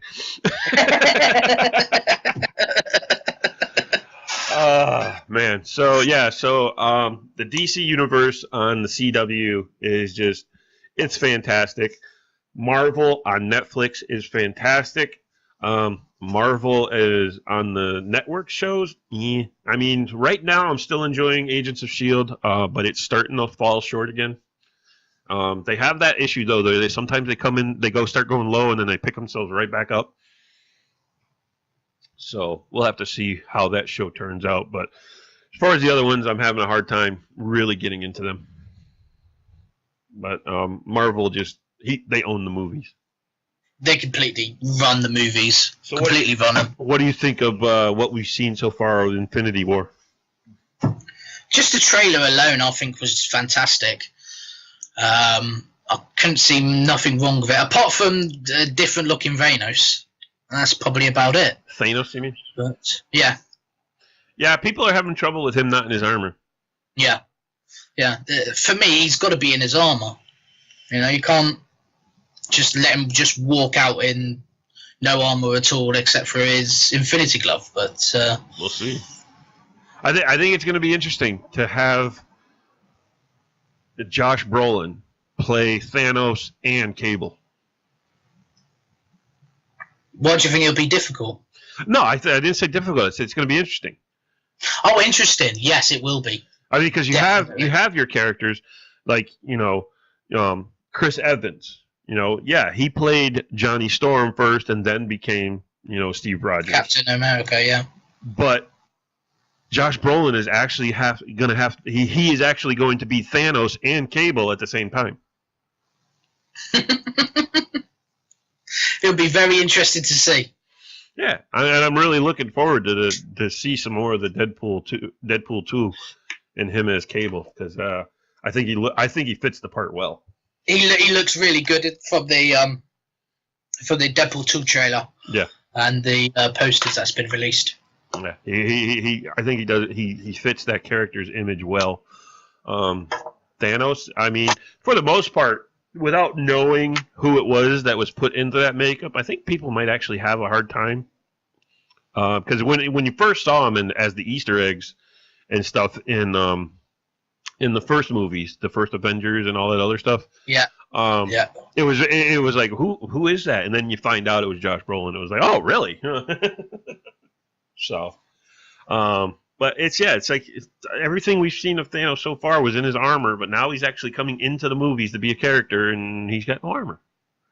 I tell you what, the future is really looking bright for, especially with Disney now purchasing all the rights back for Marvel and. Well, they still can't. The U.S. government can still squash the whole deal. They have 18 months to say no, we're not allowing it, and then we're back to square one to where we were.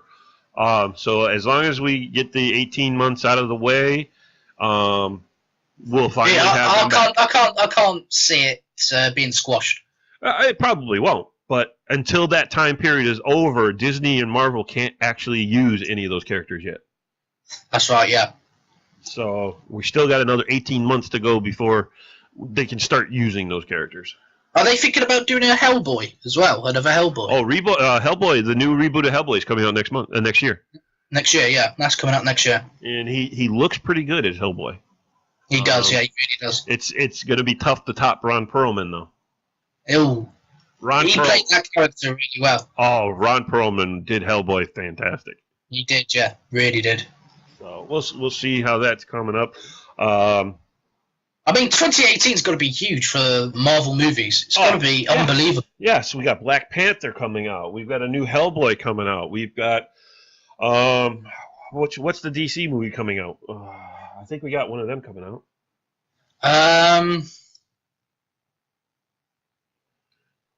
What is it? DC? I think it is The Flash.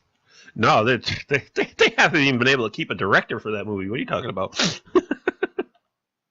So which one is it? It's not the Batman movie. Aquaman movie, right? So yeah, actually, from what I'm seeing, Aquaman is the only DC movie coming out next year.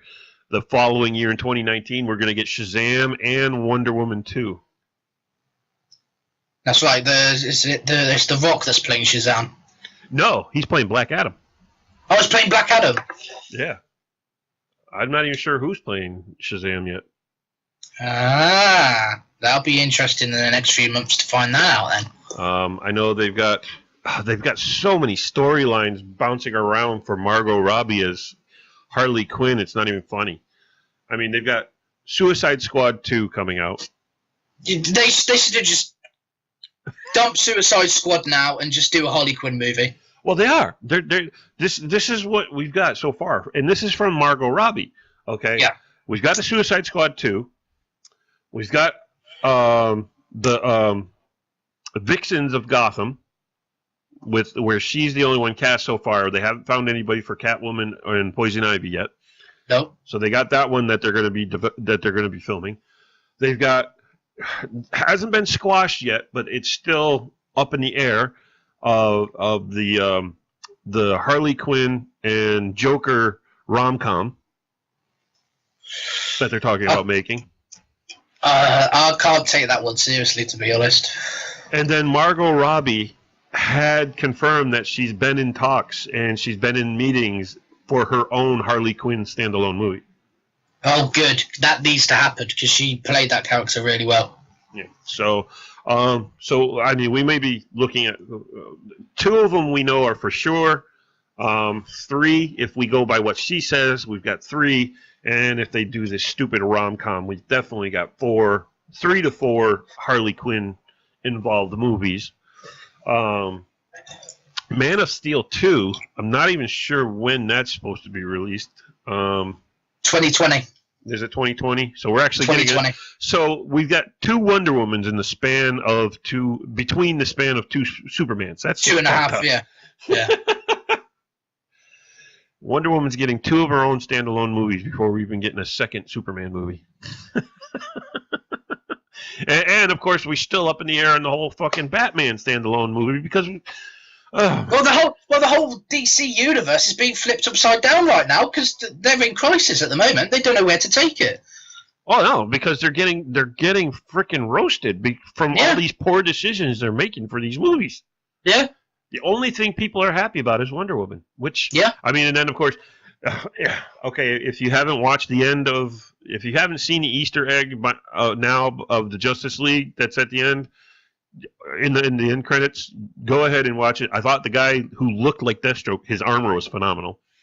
Oh. That was a phenomenal looking Deathstroke. Yeah. Looks much better than the other guy on the Arrow TV show. Yeah, he does. They did bring back Jesse Eisenberg as Lex Luthor. And I love how he put it in your face, going, "Ha! I know none of you like my character, but I'm fucking back." Fucking Jesse Eisenberg. Yeah, he was a horrible Lex Luthor. Oh. Ray Fisher, he was the one who brought Cyborg to life. I didn't enjoy that. I'm looking forward to his standalone movie, which we're eventually going to get. Eventually. Okay, so what we got here? We got Aquaman in December of 2018. So we still got a whole another year before a DC movie comes out. I mean, we got Avengers. Yeah. Black Panther. Yeah, they probably don't want to compete. It's a smart move. So we got Aquaman, December of 2018. Shazam of April of 2019. Wonder Woman 2, November of 2019. An untitled DC film coming out in February of 2020. Cyborg is coming out in April of 2020. Another movie in June that's not titled. And finally, the Green Lantern Corps in July of 2020. So they've got 4 movies listed for 2020. And around that same time period, you will see X-Men rebooted. Let's hope so. I'm really curious who they're going to go with for a new Wolverine. Well, excuse me, sorry. There is rumors of...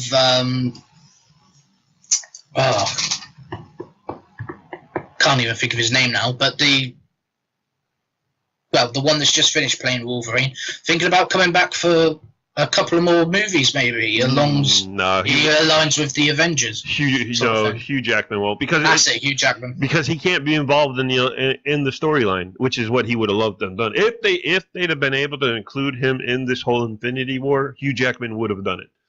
Yeah, but don't forget, we're coming to the end of this current Avengers. Once this current Avengers is over, we're going into the new Avengers. Yeah. So. But you're still talking at least another 3 to 4 years before he could be. So no, Hugh Jackman, he's done. He said he finds it intriguing, but he is done. They are definitely. That's a shame. They are definitely searching one. And I have to say, with all the people whose names have been thrown out there, you may think I'm weird, but I think Jake Gyllenhaal could actually do it. What? Yeah. Jake Gyllenhaal? Yeah. Oh my god. No. Just no. Just no. Look at the films he's done. Southpaw. What's the brother movie he did there where he oh god, I can't even think of that one. I don't even know. Jake Gyllenhaal, he's got the facial hair to pull it off. Everybody can have the facial hair to pull it off. Not me. I can't grow a beard for shit. I mean, he's got that.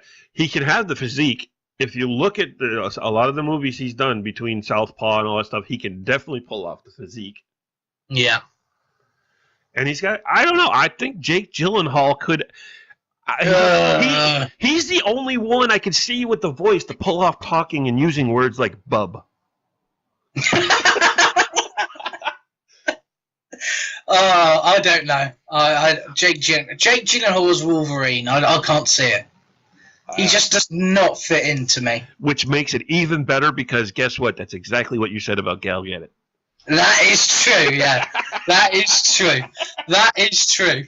Very true indeed. Well, I said that about a lot of actors that I've said. I said that for Heath Ledger when he was casted as the Joker. I said that was going to be a bomb. I was proven wrong. So here it is first, folks. He says Jake Gyllenhaal would be a bad choice, which means it should be a good choice. That means it should be a good choice, yeah. Yeah. I mean, let me call this up here. Who the characters New Wolverine actors. Let's see. Who are they calling up? What's on the short list? Let's look at this list that we've got here. 10 actors who could replace Hugh Jackman. Where's the list? Where's the people you're calling? Wow. Let's just title this and then not give any of the information in the title. Is that what it done? Yeah. Oh, my word. The title is 10 actors who could replace Hugh Jackman as Wolverine, and all they do is talk about Hugh Jackman as Wolverine. They don't even give their list. Oh, wait. Oh, there's another page. Okay. Okay. 1, which, no, you cannot do. Fuck you. I'm tired of this. No on Tom Hardy. No. No. He already ruined Bane. He's probably going to ruin Venom. Keep him the fuck away from Wolverine. Oh, my God. Are you guys serious? Shia LaBeouf. No. Do it. He will divide us. Oh, my God. He can pull off the crazy part. Here's a guy I don't really know, Penn Badgley. Never heard of him. I guess he's from the Gossip Girls and another film called Margin Gully. So he's a nobody. He just looks too small. Yeah, he's hairy, but he looks too small for me. Now this one, I'm not sure it wouldn't work. Kit Harington from Game of Thrones. Ooh, maybe. This one might actually work too, but he'd have to dye his hair. Scott Eastwood. No. Yeah, he's already in. He's in Suicide Squad. Yeah, no. Okay. Wow. That how I don't know. As long as he doesn't act like Danny, Scott Conn. Oh. He's definitely got the facial appearance and all that to pull. He does, yeah. Okay, yeah, that's on top of my list. Yeah, I'm gonna go with that one. Yeah. Oh no, my tab just crashed. Oh, please bring it back. Oh shit. Oh, it crashed. Hold on. Oh.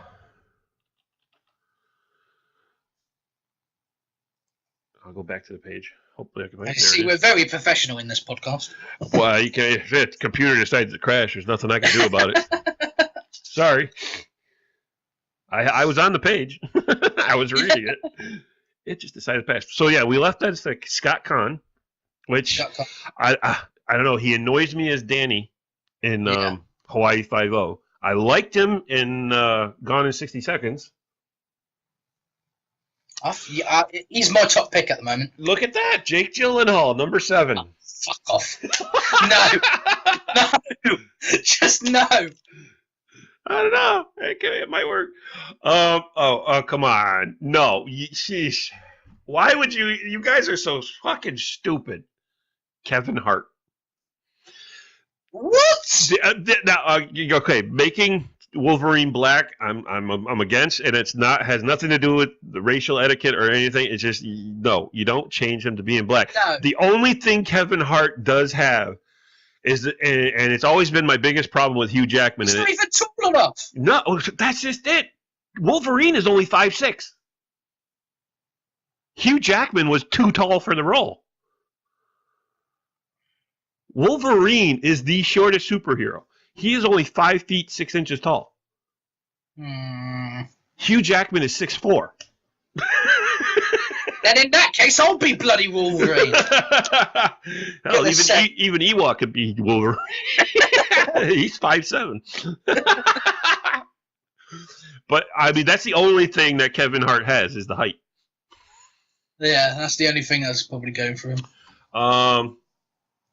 Number 9 would be Taylor Kitsch. Maybe. And if you listening out there don't know who Kitsch is, he's the one who played Gambit in the Wolverine Origins movie. Yeah. Which was shit. And this guy I don't know, Garrett Hedlund. Never heard of him. Yep, me neither. But he's a ginger, so he'd have to dye his hair. So, that's a short list as far as that website. I believe. No, I don't think it's going to change on any other websites. Apart from Shia LaBeouf. Yeah, people actually are saying Chris Evans. What, playing Wolverine? Yeah. Because he's leaving the Captain America role. You can't make him jump from one character to another. Yeah, he's already went from one Marvel to another Marvel. Exactly. At least everybody else jumps from Marvel to DC or yeah. Yeah, but yeah, he's already I got another one here. 11 actors. Again, Tom Hardy. No. Oh, wow. This one's interesting. Eggy Unwin, which is, I love the Kingsman series because that's my last name, Unwin. He played, yeah. Taron Egerton plays Eggy in Kingsman. That's right, yeah. Aaron Paul. Aaron Paul? Yes. I could definitely see him as Wolverine. If you don't know who he is, he plays Jesse in Breaking Bad. Breaking Bad is just watch that shit Need for Speed movie. Toby Kebbell. Never heard of him. He played Doom in the rebooted Fantastic Four. No. Just because you were in that movie. No. Oh, hello. That could work. I have a new pick. I have a new pick for the replacement of Wolverine. No longer Jake Gyllenhaal. Charlie Hunnam. Or Hunnam. However you want to pronounce it.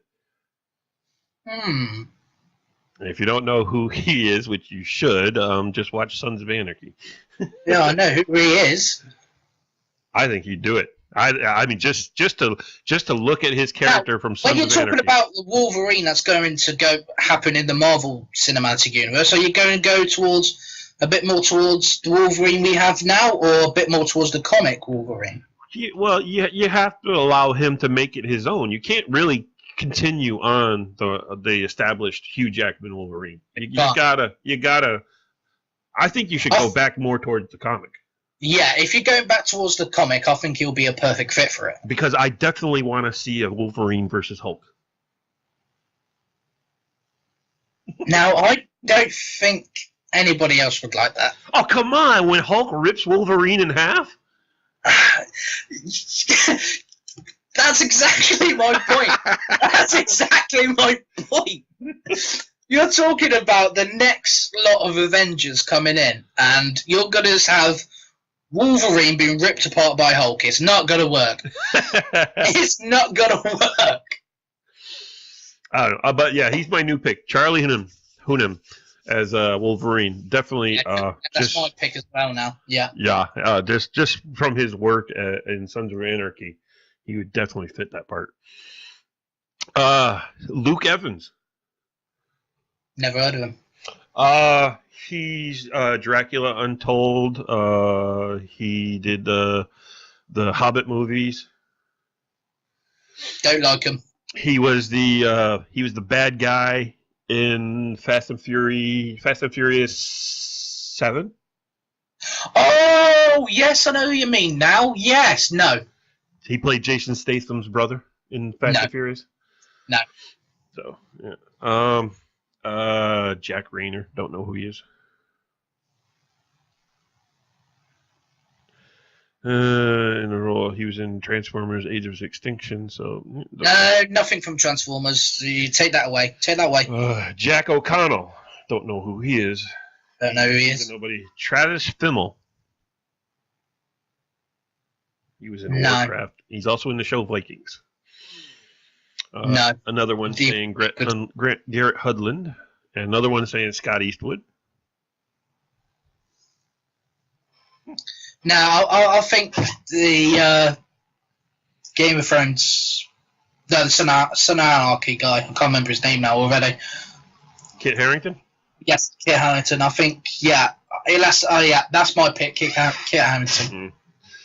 Well, I'm definitely going Charlie Hunnam. And if he doesn't want to do it, then go to Jake Gyllenhaal.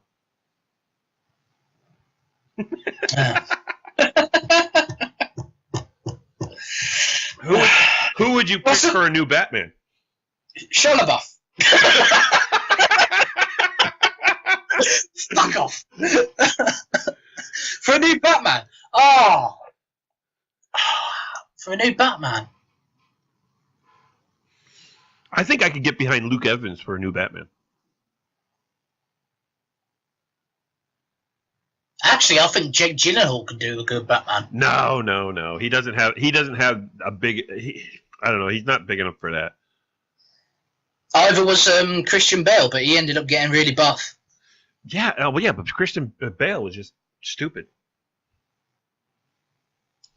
I don't know. I think Jake might be a better Batman than Wolverine.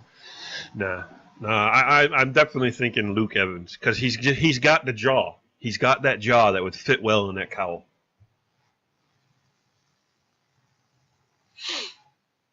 He's got more of a square jaw, isn't he? Yeah.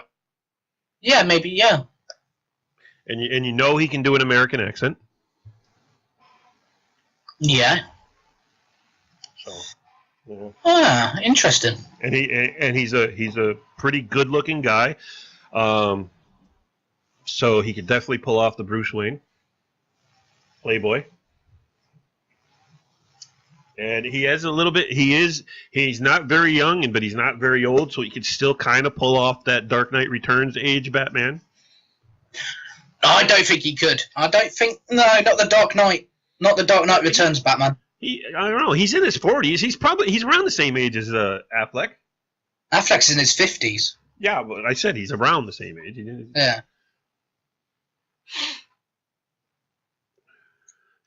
Oh, yeah. See, let's see. We got Affleck as Batman. Let's have Damon as Wolverine. Damon as Wolverine. Matt Damon. Matt Damon as Wolverine. Oh, my God. I don't know. You watch Jason Bourne movies. He's pretty fucking good. He can be quite athletic. No, not Matt Damon. Not Matt Damon. No. Definitely not. No, Definitely not. I'm sticking with Charlie Hunnam. Yeah, he will play. I think he will play that role really good. But the guy from Sons of Anarchy, I think, will probably be the top pick. That's Charlie Hunnam. Yeah, because you can see Charlie Hunnam with the facial hair, with the semi-long hair and the chops, and having a cigar in his mouth, and just sitting there and looking at you like he don't give a rat's ass, or that attitude, that machismo that Wolverine has. But can he say bub? Can he say bub? that's the one thing he needs to get right is the bub. I don't think so, bub. Yeah, but it'll be hard. Hugh Jackman was by far the best choice to portray Wolverine. The only problem is he's a whole foot tall, almost a whole foot taller than the character actually is. Oh, is he really? Yeah, well, if you look, if you go by the comics, Wolverine is only 5'6", but Hugh Jackman is 6'4". Mm. Well, I never read the X-Men comics when I was younger, so I was only new to it when the movies came out. Yeah. So my lore with X-Men's not that great. Only what I've pretty much learned off the movies. So. Yep. Yeah. Wolverine was always a very short character. Well, now I know. So we'll see. So, so we've pretty much covered it. We've covered up what we've had recently. Yeah, not everything. Oh, why? What is that? Not everything. What is there to cover? Well, we need to talk about it, and it's got to be talked about, which is Star Wars. Why? Why do we got to talk about it? Why do we got? I haven't I haven't seen the movie yet. You have not seen The Last Jedi yet? Seen The Last Jedi yet. I have. All I keep getting is how crap it is. Now, Bullshit. if you've seen it, I want your details on it. Because Okay. I want to see it, but I keep getting bad reviews over it. Okay, you did see A Force Awakens, right? In The Force Awakens, What was your interpretation of The Force Awakens? rehash New Hope. Okay. Did you still enjoy the movie? I did. Then you will like The Last Jedi. To me, The Last Jedi was a rehash of The Empire Strikes Back and The Return of Jedi mixed into one movie with some other newer stuff, but it was still a very good movie. Yeah? Oh, right. There is a ridiculous scene, and I think a lot of people. This is what is driving people nuts, because I can't spoil it for you because oh man. It's okay. I've heard so many spoilers anyway, so obviously you could just go ahead. I'm still going to watch it.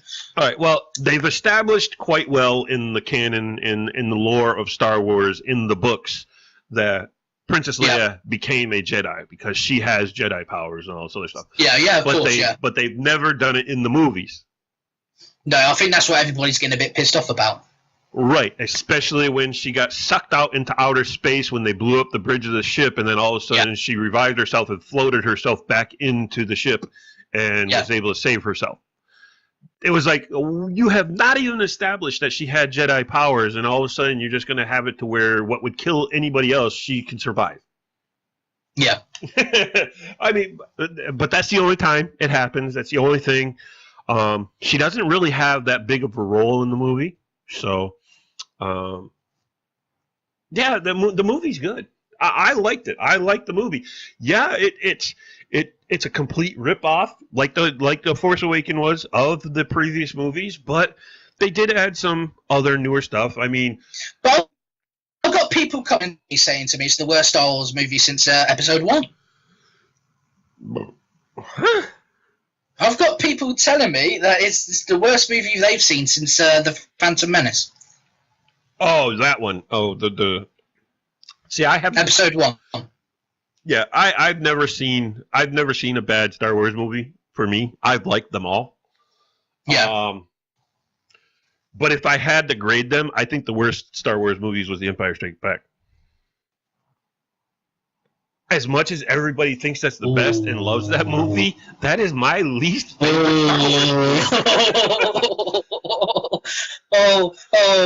You're going to get some stick for that, for saying that. You really are.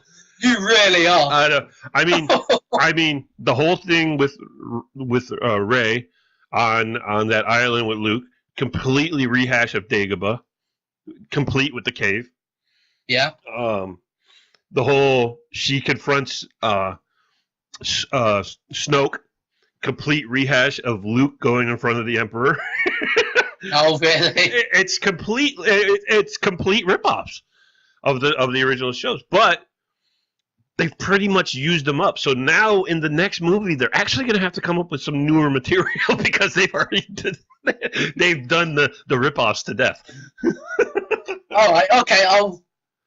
But it is a very, if you just go in to enjoy the Star Wars movie, you will like it. If you go in trying to pick it apart, then yeah, you might not enjoy it, but it's good. I enjoyed it. I will definitely buy the DVD when it comes out. Oh yeah, I will as well. So it's worth seeing. Of course, I went to see it on $5 Tuesday, but $5 Tuesday. But yeah, it's a good movie.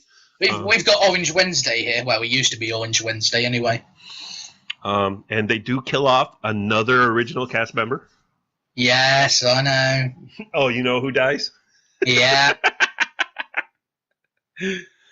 But if you're paying attention, he's actually come out publicly apologizing for the previous statements he's made about the movie.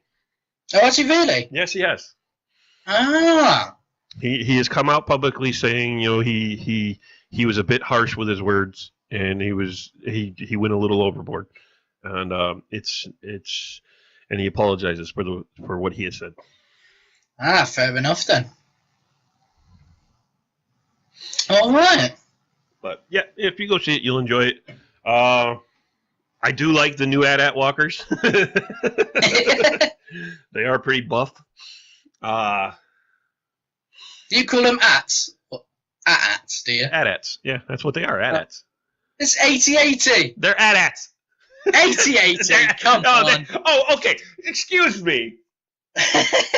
Excuse me. Okay, we call them AT-ATs over here. Okay, and we call COD COD over here. But over there, you won't call it COD, you call it COD. So why is it okay to call COD COD over there, but not AT-ATs? It will always be 80-80s. That's too complicated. AT-AT.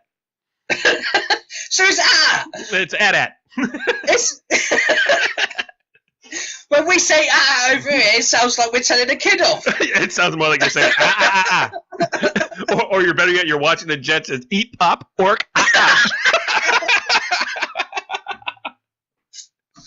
So once again, over in America, it's something else, but everywhere else in the world, it's 80-80. No, everywhere else in the world they call it AT-ATs. No, it's the same thing. All the world calls football. Over in America, it's soccer. Alright? And it's the same reason here. It's 80-80 everywhere over the world. It's in America. Canada calls them AT-ATs. I don't know how to say it in Mexican, but they say it.